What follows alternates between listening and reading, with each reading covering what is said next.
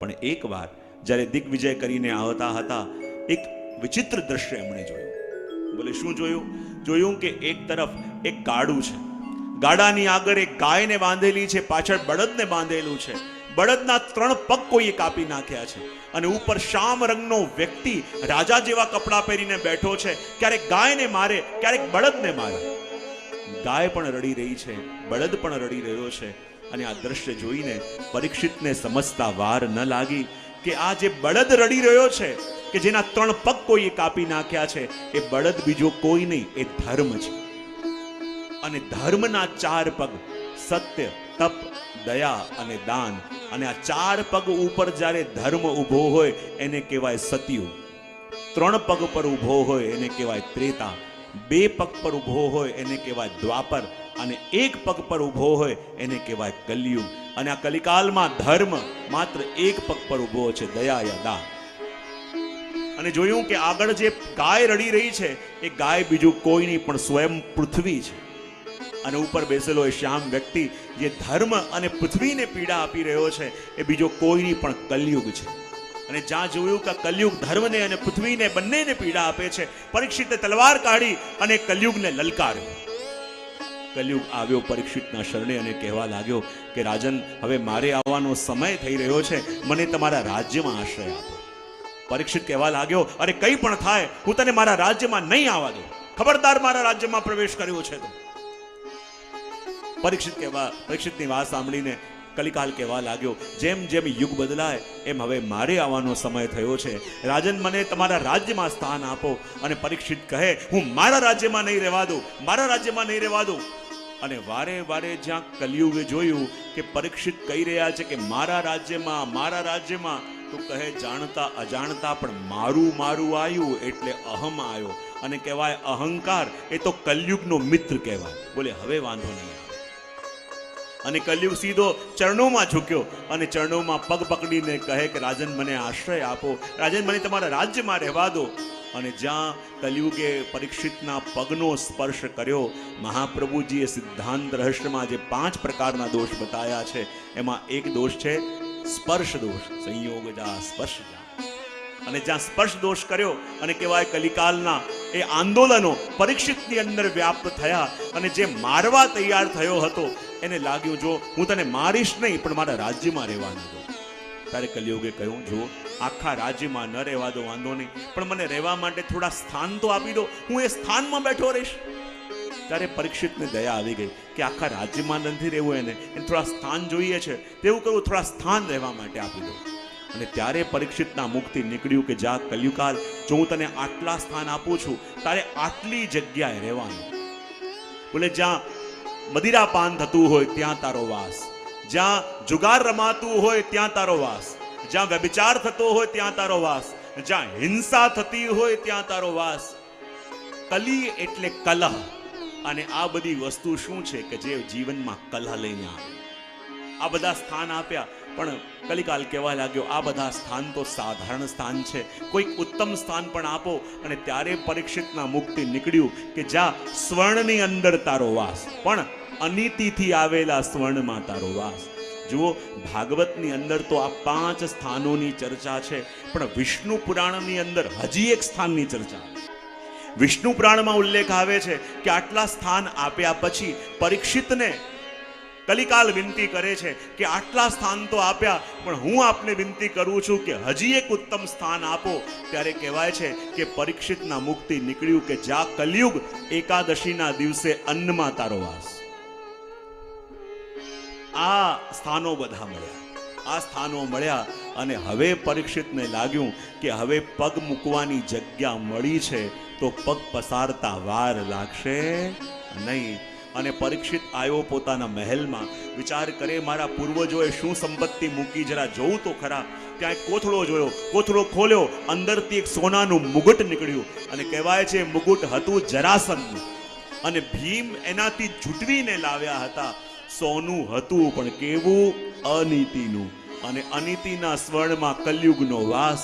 પરીક્ષિતે વિચાર કર્યો કે આ મુગુટ જરા પહેરીને તો જોઉં. અને જ્યાં મુગુટ માથે પહેર્યું તો જે કલયુગ આવ્યો હતો પગમાં, હવે સવાર થયો માથા.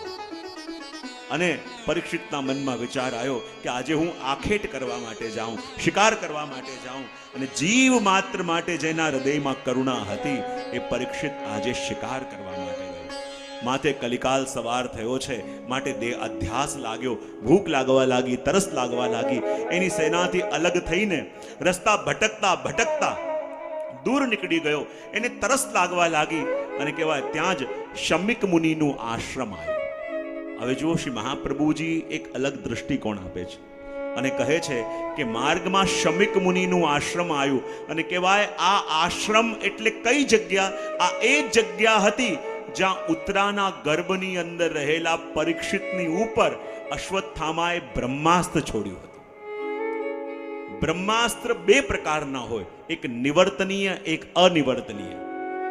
નિવર્તનીય બ્રહ્માસ્ત્ર કોને કહેવાય? જેને પાછું વાળી શકાય. અને અનિવર્તનીય બ્રહ્માસ્ત્ર કોને કહેવાય? જે વાર કર્યા વિના પાછું ન જાય. અને ઉત્તરાના ગર્ભની અંદર રહેલા પરીક્ષિત ઉપર અશ્વત્થામાએ જે બ્રહ્માસ્ત્ર છોડ્યું હતું એ અનિવર્તનીય હતું, જે વાર કર્યા વિના પાછું ન જાય. પણ એ વખતે તો ભગવાને એ બ્રહ્માસ્ત્રને શાંત કર્યું, પણ એ જ બ્રહ્માસ્ત્ર એ જ સ્થાનમાં હવે ઋષિના મુખથી શ્રાપ રૂપે પ્રગટશે. અને જ્યાં પરીક્ષિતે એ શમિક મુનિના આશ્રમની અંદર પ્રવેશ કર્યો, મહાપ્રભુજી કે પહેલો અપરાધ કર્યો કે આજ્ઞા લીધા વિના મુનિના આશ્રમમાં પ્રવેશ કર્યો. હવે ભૂખ લાગી છે, તરસ લાગી છે, કલિકાલ માથે સવાર થયો છે અને શું જોયું કે શમિક મુનિ આંખો બંધ કરીને તપસ્યા કરી રહ્યા છે. જોઈને ગુસ્સો આવ્યો. જો તો ખરા, આટલો મોટો ચક્રવર્તી સમ્રાટ આવ્યો છે, અરે ઉઠીને માન આપવું જોઈએ, પણ મને માન ના આપવું પડે એટલે જો આંખો બંધ કરીને ઢોંગ કરે છે તો હમણાં એને પાઠ શીખવું. ક્રોધમાં ને ક્રોધમાં પરીક્ષિત આગળ ગયા. જેને માન આપવું જોઈએ, જેને સન્માન આપવું જોઈએ, પણ કલિકાલ માથે સવાર થયો છે. બાજુમાં મરેલો સર્પ પડ્યો હતો, પોતાના તીરથી એ સર્પ ઉચક્યો અને શમિક મુનિના માથે નાખ્યો, પણ પડ્યો ખભે અને પોતે તો નીકળી ગયા. પણ ત્યાં જ શમિક મુનિના પુત્ર શૃંગી ઋષિ આયા અને જ્યાં જોયું કે મારા પિતાનું આવું અપમાન કર્યું છે, હાથમાં જળ લઈને કહેવા લાગ્યા કે હે રાજન, શું તને એમ લાગે છે કે આ પૃથ્વીમાંથી બ્રાહ્મણોનું તેજ ઓછું થઈ ગયું છે? શું તને એમ લાગે છે કે આ બ્રાહ્મણોનું એ તપોબળ નથી રહ્યું? જા રાજા, હું તને શાપ આપું છું કે તે મારા પિતાના માથા ઉપર, તે મારા પિતાની ઉપર મરેલો સર્પ નાખ્યો, પણ આજથી 7મે દિવસે જીવિત તક્ષક આવીને તને દંશ આપશે અને એના ડંખથી તારી મૃત્યુ થશે. હવે જુઓ, અહીંયા મહાપ્રભુજી પ્રશ્ન કરે છે કે યદિ શ્રાપ આપો હતો તો એમ શ્રાપ આપી શકતા હતા કે નહીં? હમણાં ને હમણાં મૃત્યુ થઈ જાય, શ્રાપ આપી શકાતો હતો કે નહીં? આજે ને આજે મૃત્યુ થઈ જાય, આજે ને આજે ન કહ્યું, હમણાં ને હમણાં ન કહ્યું, 7 દિવસની મોહલત કેમ આપી દીધી? ત્યારે મહાપ્રભુજી કહે છે કે સર્પ નાખ્યો હતો મુનિના માથે, પણ પડ્યો ખભે. કહે માથે પડ્યો હોત તો શ્રાપ મળત કે હમણાં ને હમણાં મૃત્યુ થઈ જાય, પણ પડ્યો ખભે એટલે મુખના 7 દ્વાર ખુલ્લા રહી ગયા. 2 નેત્રના, 2 નાસિકાના, 2 કર્ણના અને 1 મુખનું. આ 7 દ્વાર ખુલ્લા રહ્યા, માટે શ્રાપ મળ્યું કે 7મે દિવસે તમારી મૃત્યુ થશે. અને જ્યાં પરીક્ષિત આયા પોતાના મહેલમાં, ને જ્યાં મુગુટ દૂર કર્યું અને જ્યાં કલિકાલનો પ્રભાવ દૂર થયો, અને ત્યાં ખબર પડી કે આ શું અપરાધ કરીને આવ્યો, અને જેની સેવા કરવી જોઈતી હતી એનો અપરાધ કરીને આવ્યો. ત્યાં જ ઋષિકુમારે આવીને સમાચાર આપ્યા કે રાજન, આપને શ્રાપ પડ્યો છે કે આથી 7મા દિવસે જેવી તક્ષક આવીને આપને દંશ આપશે અને એના દંશથી આપની મૃત્યુ થશે. અને પરીક્ષિતે મનોમન પ્રભુને વંદન કર્યા. પ્રભુ, અપરાધ થયો, પણ પ્રભુ અપરાધના પ્રાયશ્ચિતનો પણ આપે અવસર આપી દીધો. પોતાની પત્ની પાસે આવીને કહેવા લાગ્યા, જો એક એવા આશ્ચર્યની વાત તમને બતાવું છું કે જે ક્યાંય જોવા ન મળે. આ દુનિયામાં મોટામાં મોટો જ્ઞાની હોય એ પણ એ જાણતો નથી કે આગલી ક્ષણે હું હોઈશ કે નહીં હોઉં. સંસારમાં આજે એકમાત્ર એવો સૌભાગ્યશાળી વ્યક્તિ હું છું જે છાતી ઠોકીને કહી શકું કે આ 7 દિવસની અંદર મને કંઈ થવાનું નથી. આ તો પ્રભુએ અવસર આપ્યો છે મારા જીવનને સવારવાનો, મારા મૃત્યુને નિખારવાનો. એ જ ઘડીએ રાજપાટ બધાનો ત્યાગ કરી ગંગાજીના તટ પર આવીને વિરાજમાન થયા. હવે તો રાજર્ષિ થયા છે, એમના દર્શન કરવા માટે દૂર દૂરથી ઋષિમુનિઓ, બ્રાહ્મણો આવવા લાગ્યા. બધાને વંદન કરીને પરીક્ષિત એક જ પ્રશ્ન પૂછે છે, કૃપા કરીને બતાવો, જેનું મૃત્યુ નિકટ હોય એનું કર્તવ્ય શું? કૃપા કરીને બતાવો, જેના જીવનમાં માત્ર 7 દિવસ રહ્યા હોય એનો ઉદ્ધાર કેમ કરીને થાય? બધા લોકો મૌન થઈ જતા કે અમે આટલા વર્ષોથી તપસ્યા કરીએ છીએ, અમારો ઉદ્ધાર થશે કે કેમ અમે જાણતા નથી, અને તો બ્રાહ્મણનો શ્રાપ મળ્યો છે, માત્ર 7 દિવસ છે, કેમ કરીને ઉદ્ધાર થાય? કોઈ ઉત્તર આપી ન શક્યું. અને ત્યારે પરીક્ષિત કહે, હે પ્રભુ, હું તો આપના શરણે જાઉં છું, આપે જ મારી ગર્ભની અંદર રક્ષા કરી હતી, અને આપને વિનંતી કરું છું કે આ સમયમાં મને જરૂરત છે કે એવા ગુરુની જે મને જીવતા પણ શીખવે, જે મને મરતા પણ શીખવે. એક એવા ગુરુની જરૂર છે જે મારા મૃત્યુને પણ મહોત્સવ બનાવી દે. અને જ્યાં ગુરુને મેળવવાની કામના જાગે, ગુરુના દર્શનની તડપ જાગે, ગુરુને ગોતવા જવું ન પડે, ગુરુ સ્વયં આપણને ગોતતા આવી જાય. અને ત્યાં પ્રભુની પ્રેરણાથી સુખદેવજી મહારાજ પધાર્યા અને સુખદેવજીનું સ્વાગત કર્યું. અને દર્શન કરતાની સાથે પરીક્ષિતને ખબર પડી ગઈ કે જેના હાથે મારું મૃત્યુનું મંગલ લખાયું છે, જેના હાથે મારું કલ્યાણ લખાયું છે, આજે એ મારી સામે આવી ગયા. જે મને જીવતા પણ શીખવે અને મને મરતા પણ શીખવશે, આજે એ મારી સામે આવી ગયા. અને જુઓ, એક કથા એવી પણ મળે છે કે સુખદેવજી મહારાજ એમને એમ નથી પધાર્યા, એમને મોકલ્યા છે. બોલે કોણે? ત્યારે એક પ્રસંગ એવો પણ મળે છે કે નારદજીએ મોકલ્યા. બોલે નારદજીએ કેવી રીતે? કે જ્યારે પરીક્ષિતના મનની અંદર ગુરુના દર્શનની કામના હતી, ગુરુના દર્શનની તડપ હતી કે કોઈ ગુરુ મળે, નારદજી પધાર્યા સુખદેવજીની પાસે અને કહેવા લાગ્યા કે આ સમયે પરીક્ષિતને આપની આવશ્યકતા છે, આપ પધારો અને એના મૃત્યુને મંગલ કરો. સુખદેવજી મહારાજ કહેવા લાગ્યા, અરે એણે તો બ્રાહ્મણનો અપરાધ કર્યો છે, ઋષિનો અપરાધ કર્યો છે, તો હું એને ત્યાં ના જાઉં, એ તો અજ્ઞાની છે. ત્યારે નારદજીએ કહ્યું કે મને ખાલી આટલો જવાબ આપો. જેમ કોઈ અંધ વ્યક્તિ હોય જે જોઈ શકતું ન હોય, ચાલતો ચાલતો જતો હોય અને એના રસ્તામાં સામે ખાડો હોય, હવે એ તો જોઈ શકતો નથી, પણ સામે કોઈ દ્રષ્ટિવાળો ઊભો હોય અને એ આ દ્રશ્ય જોઈ રહ્યો છે, અને જો એને બચાવવા માટે ન આવે અને અંધ વ્યક્તિ ખાડામાં પડે તો પેલા આંખોવાળાને એનો અપરાધ લાગે કે ન લાગે? હા, બિલકુલ આ જ જવાબ સુખદેવજી આપ્યો જે તમે આપ્યો. મેં કહું અપરાધ લાગે, અપરાધ લાગે તો એ જ રીતે હું આપને સમજાવવા માટે આવ્યો છું કે પરીક્ષિત તો અજ્ઞાની છે, જેની પાસે દ્રષ્ટિ નથી, એ તો ભવસાગરના કૂપમાં પડવા જઈ રહ્યો છે. પણ આપ તો જ્ઞાની છો, જેની પાસે દ્રષ્ટિ છે, અને જો આપની પાસે સામર્થ્ય છે, આપ એનું માર્ગદર્શન કરવા ન આવો અને જો એ ભવસાગરમાં ડૂબે તો એનો અપરાધ આપને લાગે કે ન લાગે? સુખદેવજી કે ચિંતા ન કરો, જાઉં છું. અને સુખદેવજી મહારાજ પધાર્યા અને જ્યાં એમનું પૂજન કરીને પરીક્ષિતે પ્રશ્ન પૂછ્યા, કૃપા કરીને બતાવો કે જેનું મૃત્યુ નિકટ હોય એનું કર્તવ્ય શું? જેના જીવનના માત્ર 7 દિવસ રહ્યા હોય એનું કર્તવ્ય શું? જો પ્રશ્ન પૂછાયા છે પ્રથમ સ્કંદની અંદર, પણ ઉપદેશનો પ્રારંભ સુખદેવજી મહારાજ કરે છે દ્વિતીય સ્કંદ સાધન લીલા, જ્ઞાન લીલા દ્વારા. પણ જ્યારે પ્રથમ સ્કંદની અંદર આ પ્રશ્નો પૂછાયા, કહેવાય કે સુખદેવજી મહારાજ આ પ્રશ્નો સાંભળીને એટલા પ્રસન્ન થયા, એટલા પ્રસન્ન થયા. જ્યારે સામે કોઈ અધિકારી શ્રોતા આવ્યો હોય ને તો ગુરુને લાગે આજે મારી પાસે જે છે મારે કાંઈ બાકી રાખવું નથી, બધું લૂંટાઈ દેવું છે. જ્યારે લાગે કે સામે કોઈ પાત્ર છે તો પોતાનું ઉત્તમમાં ઉત્તમ આપવાનું મન થાય. અને જ્યાં સુખદેવજીએ જોયું કે પરીક્ષિતના મનની અંદર એ પ્રશ્ન જાગ્યો છે, જેનું મૃત્યુ નિકટ હોય એનું કર્તવ્ય શું? જીવનના માત્ર 7 દિવસ બાકી રહ્યા હોય એને શું કરવું જોઈએ? ત્યારે માનવાનું કે જેના મનમાં આ પ્રશ્ન જાગ્યો એનું તો મંગલ થઈ ગયું. અને એટલે સુખદેવજીએ જ્યારે ઉપદેશ આપવાનો પ્રારંભ કર્યો ને તો એ પોતાનું મંગલાચરણ કરવાનું પણ ભૂલી ગયા અને સીધો ઉપદેશ આપવાનો પ્રારંભ કર્યો. બોલે કેમ?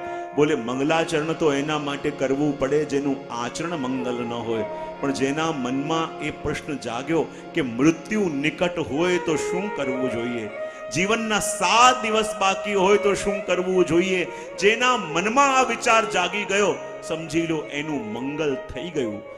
એના માટે મંગલાચરણ શું કરવું? અને સુખદેવજીએ સીધો ઉપદેશ પ્રારંભ કર્યો અને સીધો ઉપદેશ કરતા આપ કહેવા લાગ્યા, વરિયાનેશતે પ્રશ્ન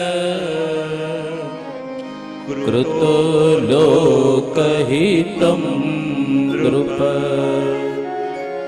આત્મવિદ સંમત પુંસા શ્રોતવ્યાદેશુય પર. જો સુખદેવજી મહારાજ જ્યારે ભાગવતના ઉપદેશનો પ્રારંભ કર્યો, પરીક્ષિતના મનમાં વિચાર હતો કે મને શું શીખવાડશે, શું ઉપદેશ આવશે. પણ જ્યારે સુખદેવજીએ ઉપદેશ પ્રારંભ કર્યો તો પહેલો વર્ણ કયો? વકાર. અને શાસ્ત્રોમાં વકારને અમૃત બીજ કયો છે. અને પ્રારંભ કર્યો વરિયાનેશતે. જેમ તમે બજારમાં ગયા હોય અને અત્તરની શીશી લઈને આવ્યા હોય ને જેવો અત્તરનું શીશીનું ઢાંકણું ખુલે, સુગંધ આવે, ખબર પડી જાય ગુલાબનું છે, ખસનું છે, સોંધાનું છે. એવી જ રીતે જ્યાં પહેલું જ વર્ણ અમૃત બીજ આવ્યો અને પરીક્ષિતને ખાતરી થઈ ગઈ કે આ 7 દિવસ હું કંઈ સાંભળવાનો નથી, પણ સુખદેવજીના મુક્તિ નિશ્ચિત અમૃતનું પાન કરવાનું છું. અને સુખદેવજી પરીક્ષિતને કહે છે કે જો પરીક્ષિત, તને બ્રાહ્મણનો શ્રાપ મળ્યો છે, 7મા દિવસે તક્ષક આવવાનો છે. હવે એ વાત તારા મનમાંથી દૂર કરી દે. બોલે કેમ? કે તારાથી બ્રાહ્મણનો અપરાધ થયો એ ભૂતકાળ છે. 7મા દિવસે તક્ષક આવશે એ ભવિષ્યકાળ છે. ભૂતકાળ એ છે જે આપણા હાથમાંથી નીકળી ચૂક્યું છે અને ભવિષ્ય એ છે જે હજી હાથમાં આવ્યું નથી. તો જે હાથમાંથી નીકળી ગયું હોય એની ચિંતા કરવાથી કાંઈ થવાનું નથી. જે હાથમાં આવ્યું જ નથી એનું પ્લાનિંગ કરવાથી પણ કાંઈ થવાનું નથી. આપણા હાથમાં જે છે એની ચિંતા અને એનું પ્લાનિંગ કરાય.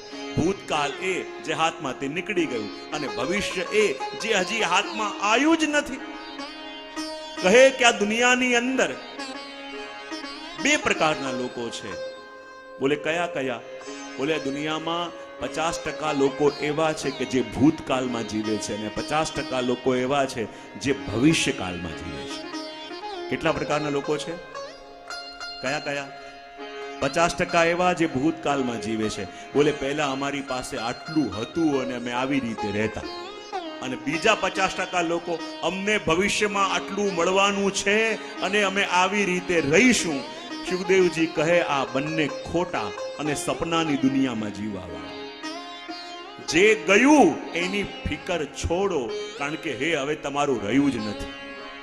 જે હાથમાં આવ્યું નથી એનો પ્લાનિંગ કરવાનો તમારો કોઈ અધિકાર નથી. જે છે જ નહીં એની પ્લાનિંગ તમે કેમ કરી શકો? તો તમારા હાથમાં જે છે એની ફિકર કરાય. અને તમારા હાથમાં શું છે? બોલે વર્તમાન. Yesterday was history, tomorrow is mystery and today is present. આપણે કહીએ ને આ વર્તમાનને પ્રેઝન્ટ કહેવામાં આવે છે. પ્રેઝન્ટ શાના માટે? કારણ કે ભગવાન દ્વારા મળેલો આપણને ઉપહાર છે. પણ ભવિષ્યની ચિંતા કરીને આપણે પોતાના વર્તમાનને બગાડી દેતા હોઈએ છીએ. માટે કહ્યું કે વર્તમાન જેવું બનશે ભવિષ્ય એવું જ સુધરશે. અને એટલા માટે વર્તમાનને પ્લાનિંગ કરો. મેં ક્યાંક સાંભળ્યું હતું કે 3 ભાઈઓ હતા અને એમની એક ઝૂંપડી હતી જેની અંદર એ લોકો સૂકું ઘાસ ભરીને રાખતા અને અચાનક એમાં આગ લાગી. તો હવે સૂકું ઘાસ બળતા કેટલી વાર લાગે? તો જે પહેલો ભાઈ હતો એ ગયો અને જઈને પાણીની બાલટીઓ ભરીને અને અગ્નિ ઓલવવાનો પ્રયત્ન કરે. પેલો કે બીજા ભાઈ વિચાર કર્યો અગ્નિ એટલી બધી વધી ગઈ છે કે હું બાલટી લઈને ડોલ લઈને ઓલવવાનો પ્રયત્ન કરીશ, ઓલવાશે નહીં. એણે ફાયર બ્રિગેડ વાળાને ફોન કર્યો. ત્રીજો ભાઈ વિચાર કરે હું એકલો ઓલવવાનો પ્રયત્ન કરીશ તો અગ્નિ ઓલવાશે નહીં, ફાયર બ્રિગેડની રાહ જોઈશ. ત્યાં સુધી સૂકું ઘાસ છે બળતા કેટલી વાર લાગે, બળીને રાખ થઈ જશે. એને કહ્યું જે ઘાસના પૂડા બળી ગયા એ તો બળી ગયા, પણ જે બળવાના બાકી છે એ તો બચાવી લેવાય. પેલો અંદર ઘૂસ્યો અને જે ઘાસના પૂડા બળવાના બાકી હતા એને લઈને બહાર લાવવા લાગ્યો. તો આ જીવન જીવવાની કળા છે. આ જે સૂકા ઘાસની ઝૂંપડી છે એ શું છે? બોલે આપણું જીવન છે. એની અંદર સૂકું ઘાસ બળી રહ્યું છે એ શું છે? આપણા જીવનની પ્રત્યેક ક્ષણ છે. તો જે ક્ષણ બળી ગઈ એની ફિકર છોડો, પણ જે ક્ષણોને બચાવી શકાય એને બચાવીને ભગવત કાર્યોમાં લગાવી દો, તો આ જીવન ધન્ય બની જશે.